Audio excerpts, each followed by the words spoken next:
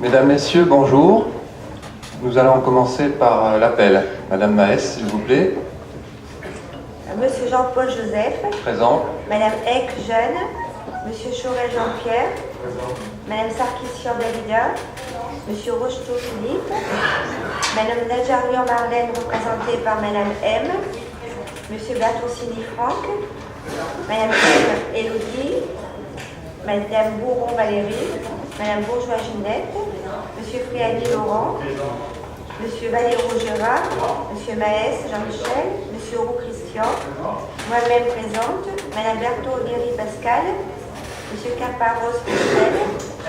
Monsieur Moinel Anis, représenté par Madame Bourron. Madame Reverse Ségolène, représentée par Monsieur Bertoncini. Monsieur Secaldi Michel. Présent.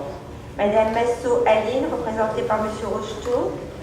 Monsieur Garcia Antoine, absent. Monsieur Bocquet Gérard, absent. Madame Rogalves Manuela, absente. Madame Touchepeau Françoise, absente. Madame absente. Monsieur Villiers Christian, Madame Lantillon, absente. Et Madame Hostel, absente. Merci. Donc nous allons commencer par les décisions et contentieux. Les décisions, il y en a 3 qui concernent l'occupation du domaine public, la 41, 42, 43, que vous avez sous les yeux. Et je vais passer la parole à Madame M pour la présentation des contentieux. Madame M, adjointe au juridique. Oui. Non mais c'est bon. Alors il faut que je rappelle une chose.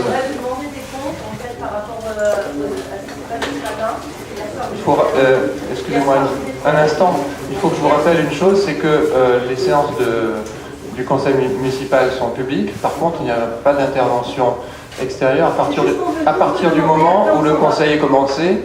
Donc je fais une interruption de 2-3 minutes pour vous passer la parole. Donc on vient vous demander des comptes tous ensemble, puisqu'hier soir nous étions ensemble à la réunion, vous étiez avec nous, et vous nous avez dit que vous ne saviez pas ce qui allait se passer, quand ça allait se passer. Donc on vient vous demander des comptes, puisque vous étiez forcément au courant en tant que maire de la ville et premier magistrat. Alors la réponse est très simple. Effectivement, je vous ai dit qu'il y avait une intervention qui était imminente. Et plusieurs d'entre vous ont répondu à ce moment-là, nous sommes au courant, il y aura une intervention demain matin très tôt. Donc je n'ai pas contredit. Et, vous avez juste dit que vous ne saviez surtout pas, en fait. Pardon ? Vous avez juste dit que vous ne saviez pas. Non, je n'ai pas dit ça. J'ai dit exactement que je n'étais pas chargé par le préfet de donner l'horaire d'une intervention. Vous étiez fini, Voilà. monsieur le maire. Donc vous nous avez dit que vous ne saviez pas. Et en plus, vous appelez à la marche pour monsieur Macron le 27 janvier. Pas du tout. On aimerait... Alors, ça c'est totalement faux. Bien.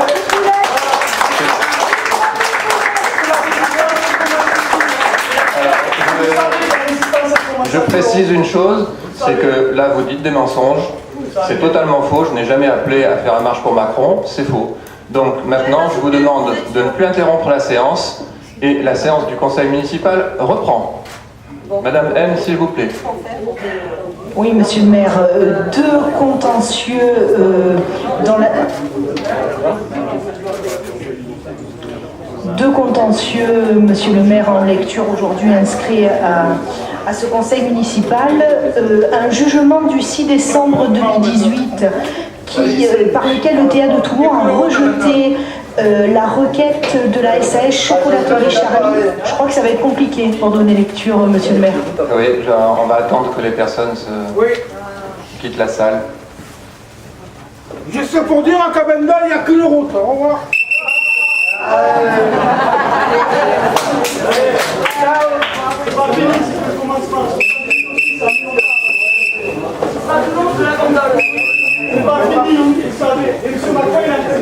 On continuera la lutte.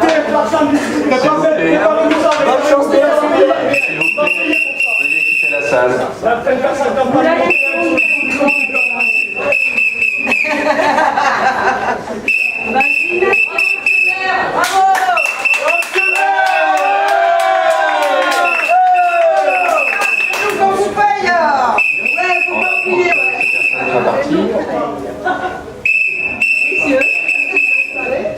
Et ensuite,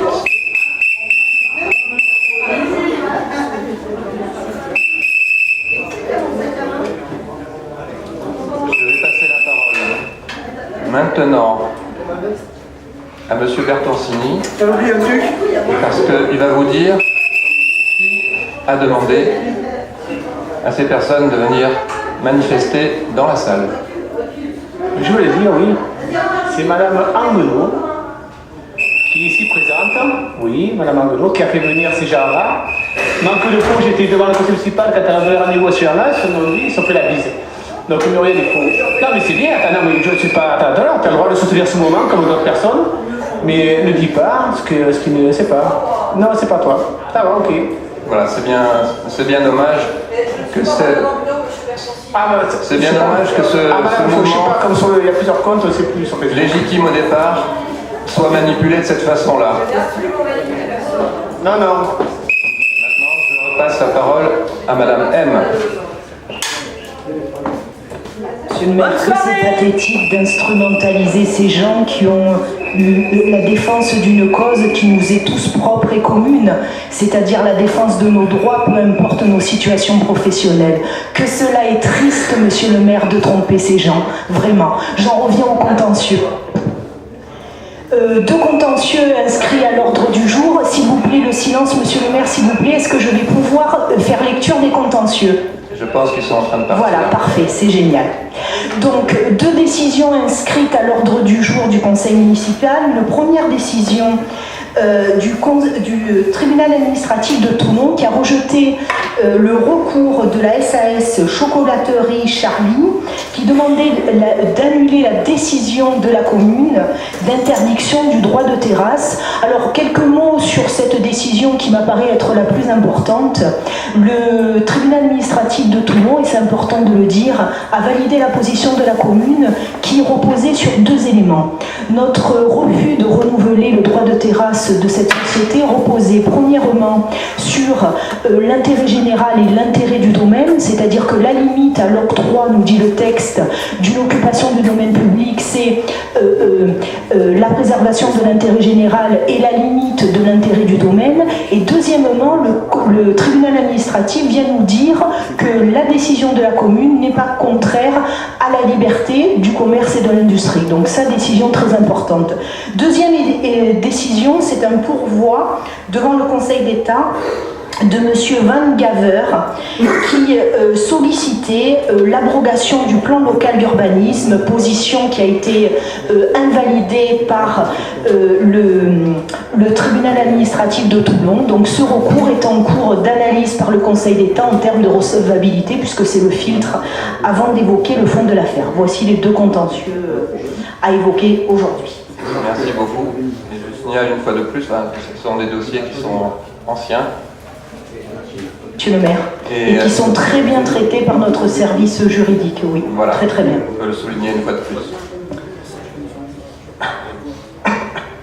Donc nous allons passer les délibérations numéro 1, qui est le débat d'orientation budgétaire, un moment très important pour notre commune, puisque c'est là qu'on parle justement des orientations budgétaires, mais également politiques, des choix qui sont faits en termes budgétaires et aussi de décisions pour l'avenir de notre ville.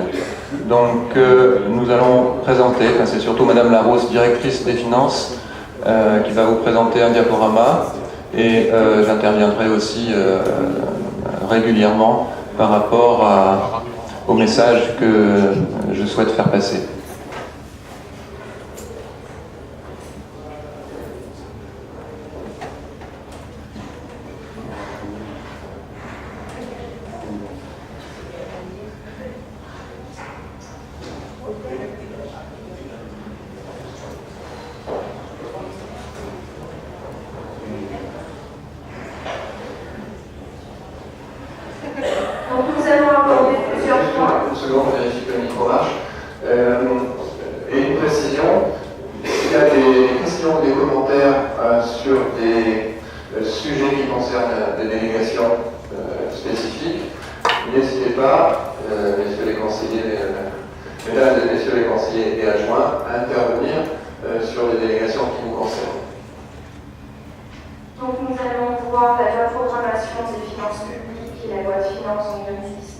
Ensuite, nous nous attacherons à l'évolution du contexte socio-économique d'abord le contexte macro et ensuite le contexte local. Puis nous verrons l'évolution des dépenses et des recettes, les perspectives donc 2019, une partie prospective. Ensuite, nous verrons donc la composition de la dette et les charges de la collectivité à travers les budgets annexes. Donc au niveau de la dette publique, les derniers chiffres de l'INSEE donnent une dette équivalente à 99,3% du PIB. En 2000, elle était à 58,7%.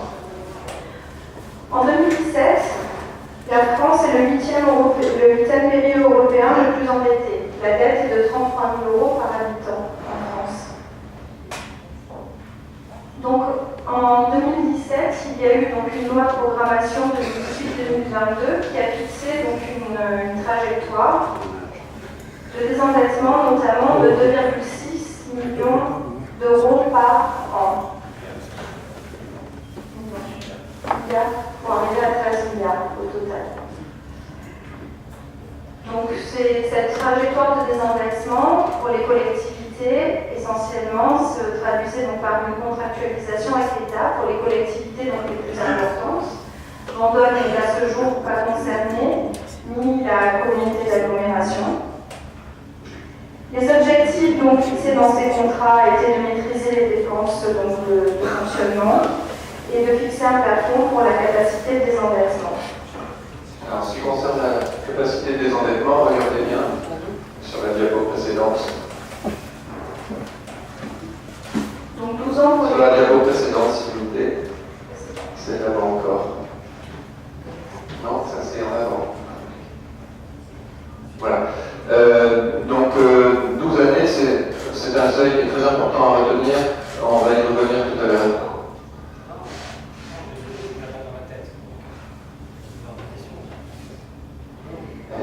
La loi de finances 2019 impactera peu les collectivités. Certaines mesures peuvent toutefois être relevées. Donc une aggravation du déficit à 3,2% du PIB, qui dépasse donc la limite européenne de 3%, alors qu'en 2018 on était à 2,7%. Ensuite, à noter quelques aides donc, dites vertes, donc le chèque énergie qui a augmenté de 50 € en moyenne par an pour les bénéficiaires actuels, une défiscalisation donc, des aides au transport des collectivités pour les personnes habitant à distance de leur lieu de travail, et une exclusion donc, de l'huile de palme de la liste des biocarburants. En ce qui concerne donc le contexte macroéconomique. J'interviens régulièrement. Il faut bien différencier la loi de programmation sur 4 ans de 2018 à 2022 et la loi de finances 2019 et aussi la loi spécifique qui a été votée le 20 décembre dernier concernant les mesures d'urgence sociale et économique. Voilà, l'urgence sociale et économique. Donc la loi de finances 2019, en fait, elle concernait déjà des mesures correctrices par rapport au mouvement des Gilets jaunes. Et après le discours du président Macron du 10 décembre, il y a eu une loi spécifique qui prenait en compte de nouvelles mesures, dont la mesure sur la dotation globale, sur la CSG concernant les retraités, avec un seuil à 2 000 €, la prime d'activité, etc. Donc, en ce qui concerne le contexte macroéconomique, en 2019, il y a un ralentissement de la croissance mondiale. Donc, le FMI a baissé sa prévision à 3,7. Un risque donc, de guerre commerciale entre les USA et la Chine, plus la situation politique en Italie, ainsi que le Brexit, font peser donc, un certain nombre d'incertitudes sur cette croissance mondiale donc, qui a été revue à la baisse. On est toujours sur des taux très bas, donc au 17-12, alors c'est pas 2017, c'est 2018, c'est 2017. Donc l'éolien est à moins 3,64% et le bord moins 3,311%. La croissance française donc, devrait s'établir à 1,7% en 2019 et la BCE va resserrer sa politique monétaire. Et donc les taux directeurs pourraient augmenter au second semestre 2019. Ce qui veut dire que nos collectivités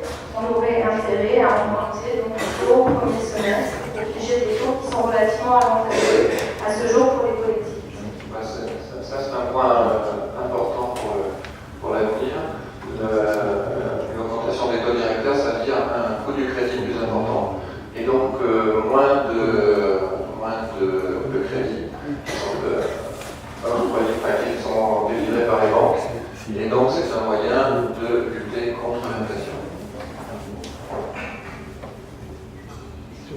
En ce qui concerne donc, le contexte local, donc, propre à Bandol, donc on a une baisse assez importante de la DGF.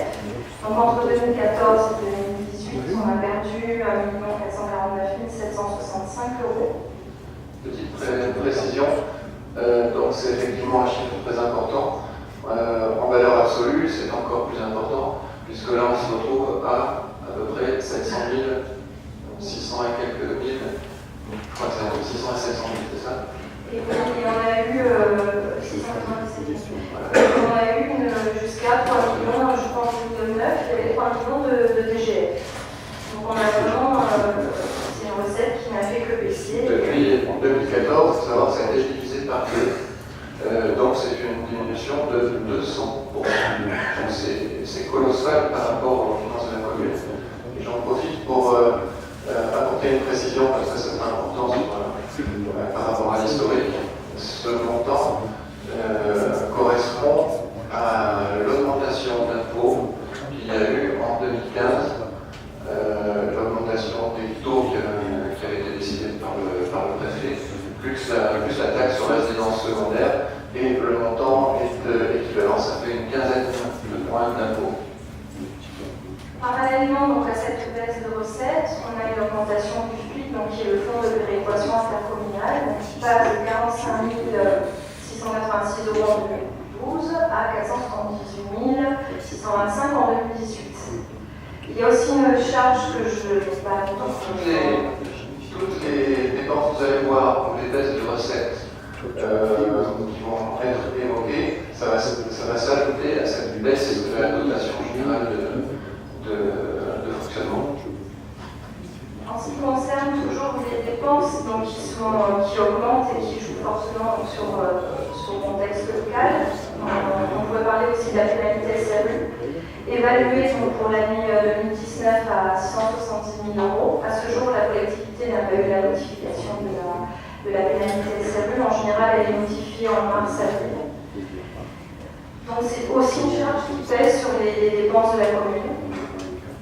Parallèlement, on a une part donc, des recettes réelles de fonctionnement qui sont liées au produit des jeux, qui représente 7,17% des recettes réelles de fonctionnement en 2017, en baisse donc sur l'année 2018.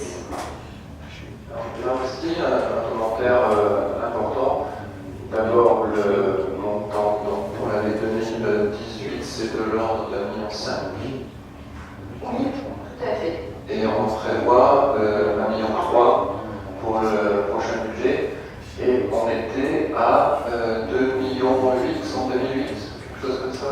2 498 000, voilà, j'ai mis les chiffres, rajouter les chiffres. Donc ça c'est une recette qu'on ne peut pas considérer comme pérenne, elle diminue, et pour l'instant ça a toujours été comme ceci à Bandol, elle rentre dans les recettes de fonctionnement.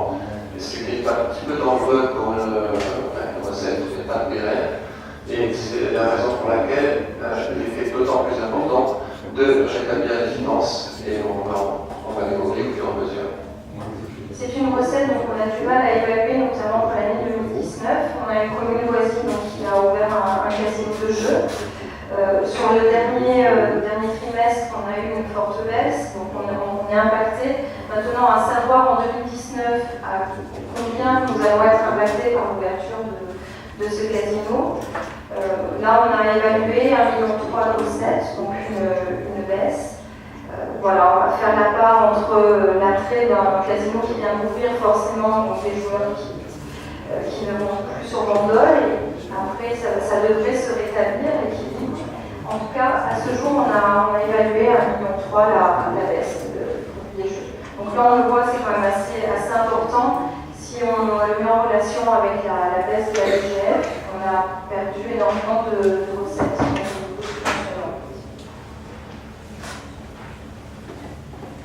En ce qui concerne donc, les charges à caractère général, qui correspondent au chapitre 011 pour ceux qui sont rompus à l'utilisation des maquettes budgétaires.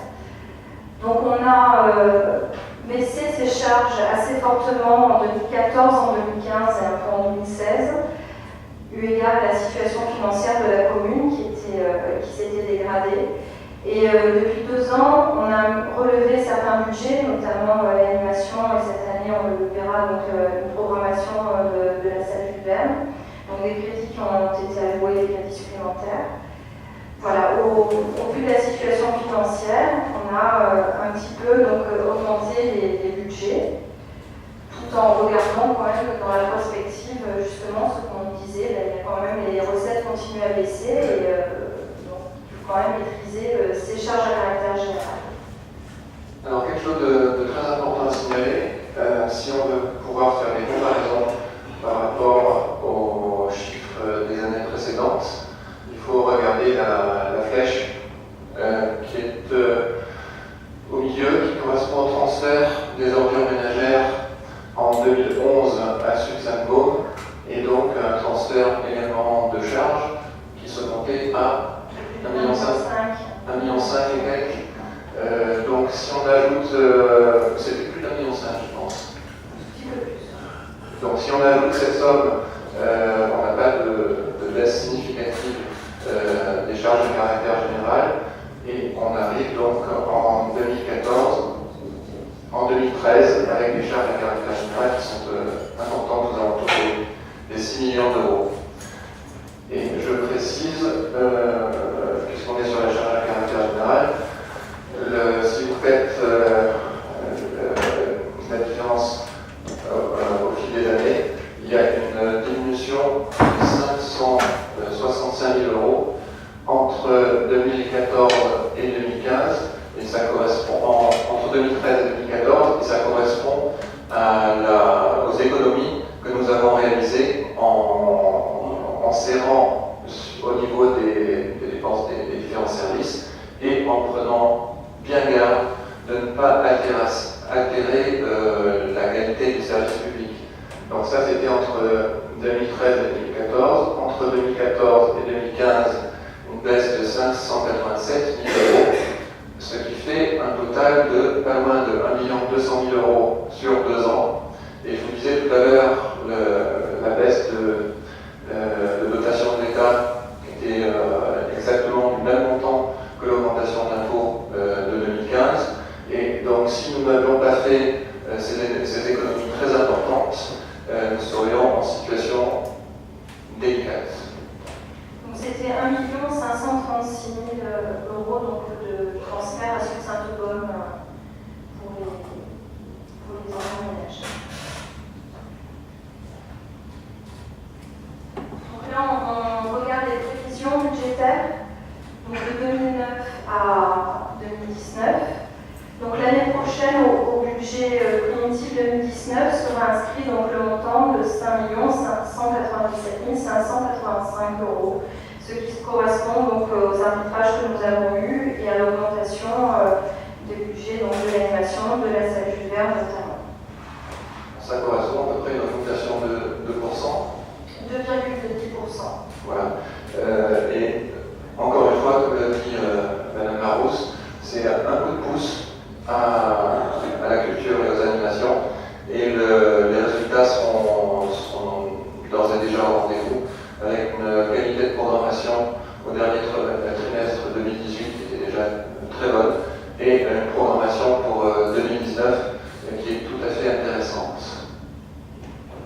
Donc toujours pour les charges de la commune, ce graphique donc, représente, d'après les chiffres donc, de l'ENSI, l'évolution des charges de personnel, donc sur 3 mandats, pour ne pas toujours regarder le mandat précédent. Donc on voit que ces charges n'ont fait qu'augmenter, donc de 2001 à 2014, et que depuis 2014, il y a un réel donc, effort qui est fait sur ce poste-là, tout en sachant qu'on continue à avoir donc, le régime indemnitaire. La commune a mis en place le CELIA, donc c'est un complément indemnitaire annuel, des avancements de grade, des heures sup qui sont rémunérées. Et malgré tout, donc, on arrive à maîtriser et à baisser donc, ces charges de personnel.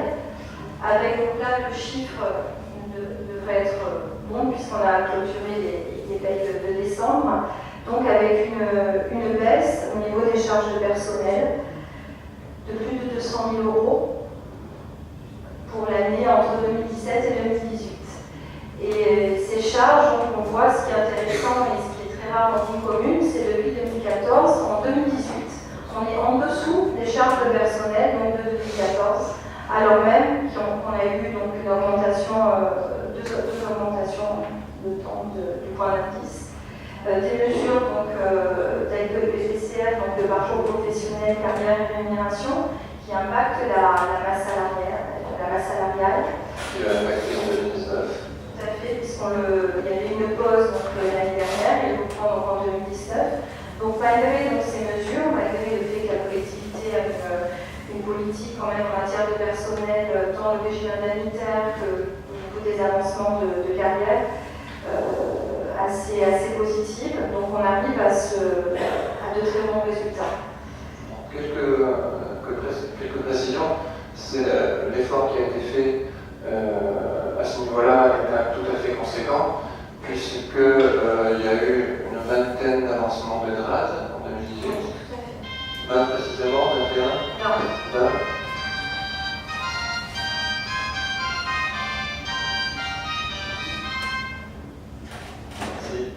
Excusez-moi, ce n'est pas mon téléphone, c'est quelqu'un qui l'a oublié ici. Il y a pas de mal. Oui. Oui. Il y a donc également le régime indemnitaire, comme le disait Madame Larousse, et sur le volant IFSE, donc indemnité de fonction de gestion et d'expertise, 22 agents, donc je peux le dire, c'est 22. Et au niveau du complément indemnitaire annuel, il y a 11 agents, donc en tout 33 agents qui ont vu leur régime indemnitaire revalorisé. Et ça, c'est dans la continuité de ce que je disais depuis le début, c'est que petit à petit, on gomme les inégalités qui s'étaient créées au fil du temps. Donc comment on est arrivé à ce résultat? Essentiellement en départ remplaçant, donc les départs en retraite. Donc entre 2008 et 2014, il y a eu une augmentation de 41 titulaires. Et donc depuis 2014, on a baissé donc de 34 titulaires pour arriver au chiffre de 221. Alors, ce qui est un peu dommage, c'est que les 41 titulaires de plus sur le mandat 2008-2014, ça correspond à 91 recrutements. Et 41, ce sont les recrutements secs. C'est-à-dire que lors de la mandature précédente, l'exécutif a eu la chance, entre guillemets, d'avoir un nombre assez important de départs. Et nous, on n'a pas eu beaucoup de départs et on place vraiment lorsque le besoin se fait sentir. Monsieur le maire, je peux ajouter quelque chose aussi par rapport aux résultats que l'on annonce ce soir. Et dû au RH. Il y a une mesure aussi qui a été prise, qui est d'importance, c'est qu'il y avait au départ 33 services et il y a eu une modification de l'organigramme de la collectivité et on a créé 9 services, 9 pôles, 9 directions au lieu de 33 services, ce qui faisait que ça multipliait le personnel alors que pour un seul dossier, il fallait passer dans plusieurs services. Il y avait une perte de qualité de services aux administrés. En ramenant 33 services à 9 directions, on a aussi fait des efforts considérables de frais de personnel. Voilà, c'est ce que je voulais ajouter aussi. C'est très important. Je comptais y revenir. Justement, non, mais c'est très important de le signaler pour expliquer que malgré la diminution du nombre d'agents, on n'a pas de perte en termes de qualité de service public, bien au contraire, puisqu'il y a eu des nouveautés, notamment le passeport biométrique, comme vous le savez. On va avoir, je pense, dans l'année, le portail citoyen. On a même une amélioration avec le partenariat avec le FRAC, le Fonds régional de taxe d'art contemporain, et donc des expositions qui sont vraiment de qualité. Il y a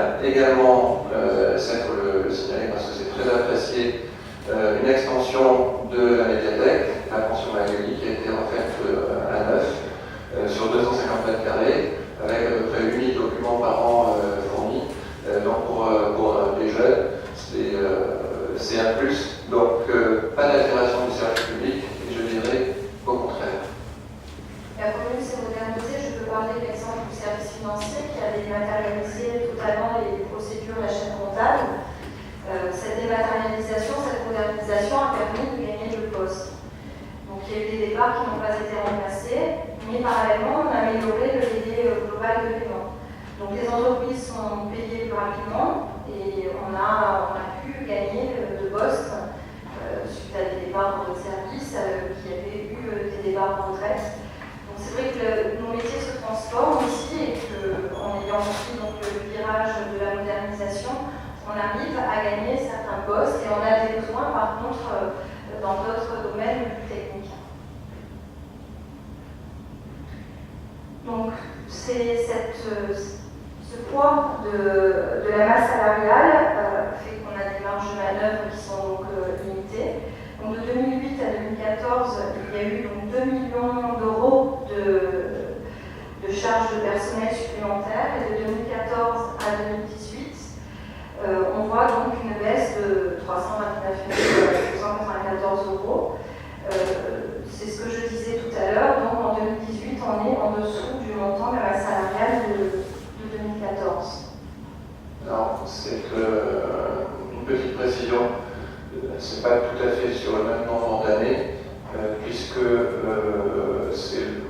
vous avez l'augmentation sur la durée totale du mandat précédent, et il nous reste encore un an et donc 2 exercices à venir, mais on a déjà donc cette baisse de 329 000 euros qui est tout à fait significative, malgré les augmentations qu'on a expliquées tout à l'heure en termes d'avancement, point d'indice, revalorisation du SMIC, des primes, etc., le glissement vieillesse et technicité, et malgré tout ça, on a fait un gros effort dès la deuxième année, c'est-à-dire sur 2015, il y a eu une diminution de 3% des dépenses de personnel qui correspondait à un montant de 300 et quelques millions d'euros, 313 000 je crois. Oui. Donc voilà l'évolution du nombre de titulaires. Donc nous permet d'avoir des résultats d'une maîtrise de la masse salariale. Donc comment elle est structurée, la masse salariale de la commune de Bandol? On est en dessous donc, de la moyenne nationale des organismes communaux.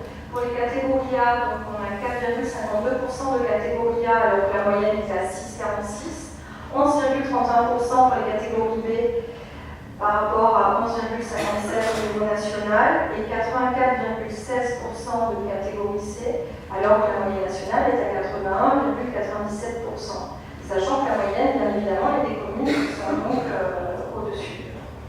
Donc, on a un nombre inférieur de catégories A et B par rapport à la moyenne nationale et un pourcentage de catégorie C supérieur à la moyenne nationale. Alors là, je voudrais aussi souligner ce point-là. Ça va être très long pour faire intégrer ces chiffres parce que quand les agences sont engagées, c'est pour des années, voire des dizaines d'années. Pour vous situer, vous donner un exemple, à Bandol, à ce jour, il n'y a aucun ingénieur contre, par exemple, 7 ingénieurs pour la ville de Saint-Marie. Et donc, les agents ne sont pas tous justement en catégorie A, il n'y a pas beaucoup de cadres. Et malgré ce, les services publics se sont améliorés, même s'il reste encore des améliorations à apporter. Et donc j'en profite pour saluer, comme je l'ai fait lors des 2 au personnel, le travail des agents qui